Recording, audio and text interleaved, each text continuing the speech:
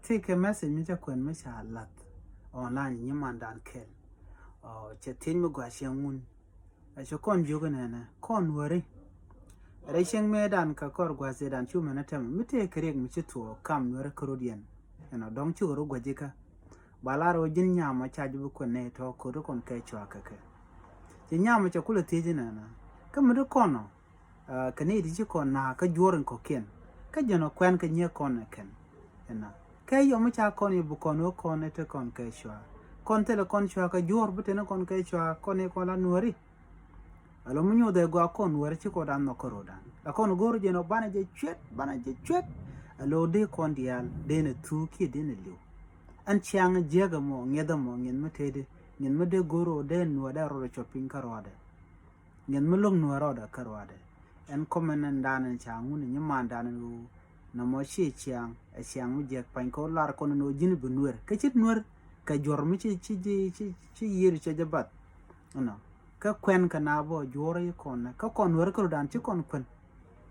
e ko mite na mo chato e yeng mutedi na mo madaka je ala chianga mo culture na mo de na je watch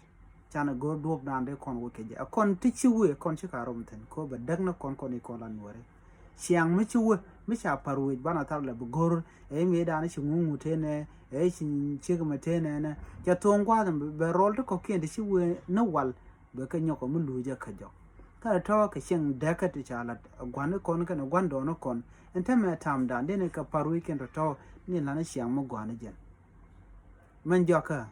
wona kwang andana yerwidan wona tabadana yerwidan ko banan hore ko nan niam to kon chen jega to la bana tiam wejen gwal bana ko ko mi jini gweje ka yon ko la ka tim to e me dana cha ngungu lele ne ti ne nomba chwari mi di yo wa chu brom tun kane te kon de lele men no mo jega lon ko ne ko la nore dene je wo en chiang mo chiang dawo je mo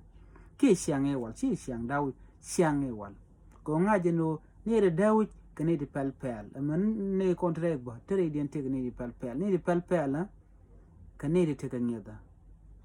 ram tega ngen mede do de nang nyam jen cha ram pel si ram pel mi len mi shro do chi jan ram pel ram ngeng ma me tega ngen mo gwa a chan kana garba kate go de no da tek tek kada jen na gor kona ko bran ba dangan nuara karo di ram dag nuari telenget jen pone chapel ram pel no jen bu nuar bu nang nyam